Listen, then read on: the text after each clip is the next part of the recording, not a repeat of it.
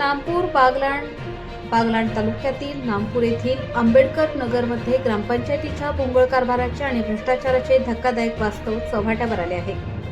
खुद्द नामपूर गावच्या सरपंचांच्याच वार्डात सन 2024-2025 मध्ये नव्याने बांधलेल्या महिला शौचालयाची मागील भिंत निकृष्ट कामामुळे अवघ्या काही महिन्यातच ढासळली आहे.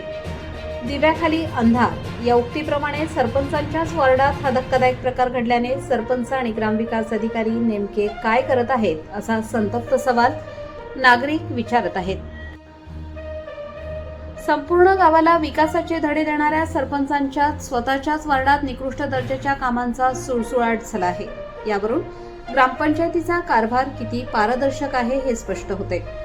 सन 2024-2025 या चालू वर्षातच बांधलेल्या या महिला शौचालयाची भिंत लगेच ढासळल्याने संबंधित ठेकेदाराने सिमेंट वाळूऐवजी निव्वळ मातीच वापरली होती की काय असा प्रश्न निर्माण झाला आहे.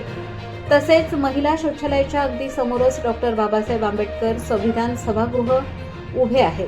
मात्र या पवित्र वास्तूच्या बाजूलाच अस्वच्छतेचा आणि घाणीचा महाभयंकर कळस गाठला गेला आहे.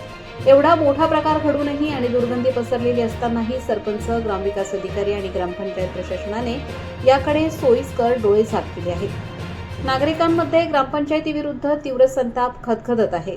संबंधित ठेकेदाराला काळ्या यादीत टाकून त्याच्यावर तात्काळ फौजदारी कारवाई करावी, तसेच सरपंच आणि ग्रामविकास अधिकाऱ्यांनी या भोंगळ कारभाराची जबाबदारी घ्यावी अशी आक्रमक मागणी प्रबंधभूमी महाराष्ट्र न्यूजच्या वतीने केली आहे.